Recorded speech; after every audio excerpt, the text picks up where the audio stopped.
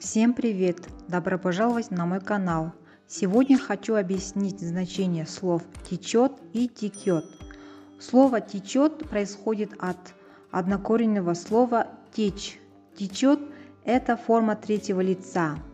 Он течет, она течет, оно течет – единственное числа настоящего времени. Похожие слова с единым происхождением – течь, течет, текут, тек, текла, текло, текущее. Например, по щекам текли слезы, а по пальцам текла кровь. Слово «текет» не существует. Например, из стиральной машины течет вода.